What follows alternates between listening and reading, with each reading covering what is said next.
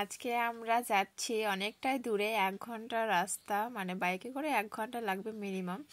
কমও লাগতে পারে, কম তো লাগবে না, লাগলে বেশি লাগবে। যাই হোক, আমরা এখানে বেরিয়েছি হচ্ছে গঙ্গারামপুর যাওয়ার জন্য। আর এই ভিডিওটা না অনেক দিনের ভিডিও, মানে আমরা ছট পুজোর সময় গেছিলাম গঙ্গারামপুরে। তো ভিডিওটা মানে কোনো কারণে ডিলিট হয়ে গেছিলো। তো আজকে আমি ডিলিটের ওখান থেকে ক্লিয়ার করতে গেছিলাম, তখন দেখি যে ভিডিওগুলো এখানে আছে। তো যাই হোক, অনেকটা দিন হয়ে গেছে, তাই মনে হয় যে ভিডিওগুলো যখন আছে আবার ডিলিটের ওখান থেকে আবার আমি ফেরত নিয়ে এসেছি।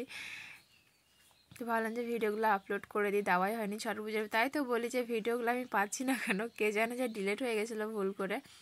আর এখানে যে সাজিয়েছিল গেটগুলো না, এত মানে যাওয়ার যে রাস্তাগুলো এত সুন্দর সাজিয়েছে যে বলার কথা না। এখানে আমি মিনিমাম 3-4 বছর থেকে আসিনি গঙ্গারামপুরে। তো বিয়ের পর মানে এসছি, এবার ফার্স্ট আমার হাজব্যান্ডকে নিয়ে, মানে 3-4 বছর পরে। আগে এসছিলাম মাদের সাথে, অনেকবার এসছি ছোটোবেলা থেকে। আমি এই মামার বাড়িতে আসতাম, বাট বিয়ের পর ফার্স্ট টাইম আমি এখানে এলাম আমার হাজব্যান্ডের সাথে। এখানে সাজিয়েছে এত সুন্দর না, মানে মন ভরে যাওয়ার মতো। আর এটা একটা আমার হচ্ছে বোন হবে। তো যাই হোক, মানে শালিরা যাইবো গল্প গল্প করছে। আর এখানে ভিড়ের পরিমাণটা দেখো কতটা পরিমাণে ভিড়। এটা হচ্ছে বিকেলবেলার টাইমে, মানে ফার্স্ট দিন যেটা বিকেলবেলা হয়। তো এখানে নাগরদোলা ছিল, আমি আমার হাজব্যান্ডকে বললাম যে চলো চড়ি। কিন্তু এখন মানে নাগরদোলাতে এত অ্যাক্সিডেন্ট হচ্ছে না যে ও ভয় পেয়ে গেছে। তো যাই হোক, আমারও সেরকম আর ইচ্ছেটা নাই নাগরদোলাতে ওঠার, কারণ যেসব ঘটনাগুলো ঘটছে নাগরদোলায় ভয় লাগে উঠতে, জানো। তারপরে এখানে যেটা ছিল, এটা হচ্ছে আমার মামির ভাইয়ের ছেলে, ভাইয়ের মেয়ে। তো খুবই কিউট, 9 মাস কেবল বয়স, খুব সুন্দর লাগছে দেখতে। তো ওর সাথে কিছুক্ষণ একটু খেলাধুলা করলাম, করে তারপরে এখানে চলে গেছিলাম হচ্ছে খাওয়া দাওয়া করতে।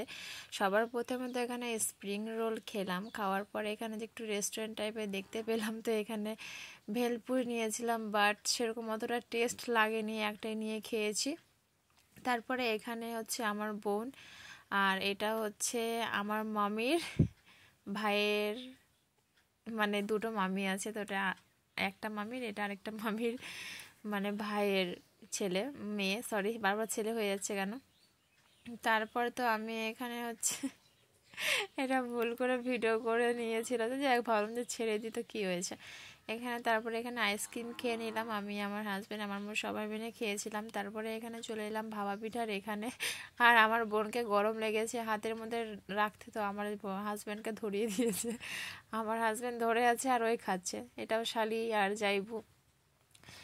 তারপরে আর কি, তারপরে আমি আর ও যখন আমার বোনের খাওয়া হয়ে গেল, তারপরে আমি আর আমার হাজব্যান্ডও খেয়ে নিলাম, যেহেতু বাচ্চাটাও তো সাথে আছে, সেই জন্য আর কি ওদেরকে আগে খাইয়ে দিলাম, তারপরে আমরা খেলাম। তারপরে এটা হচ্ছে আরেকটা নদীর ঘাট, ওখানে দুটো নদীর ঘাট আছে।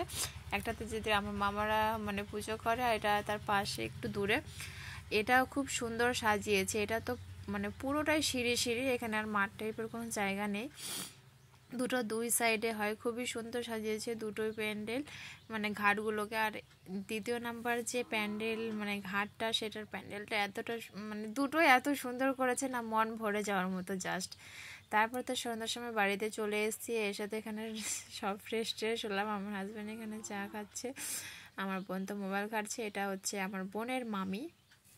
আর এখানে যেটা আমার মামি, এখানে ওখান থেকে এসছে, আসার পরে হচ্ছে মানে ডালিগুলো সব সাজাচ্ছে, কারণ ভোরবেলা তো আবার বেরোতে হবে, তাই মামি এখানে সব কাজগুলো করে নিল।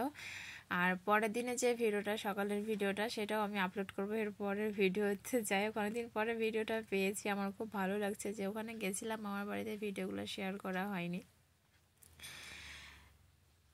তো ছট পুজোর ভিডিওটা তোমাদের কেমন লাগলো অবশ্যই কমেন্টে জানিও।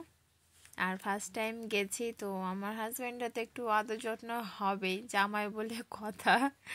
তো অত রেগুলার না ভিডিও করা হয়নি, তো পরের ভিডিওটা আমি অবশ্যই দিব।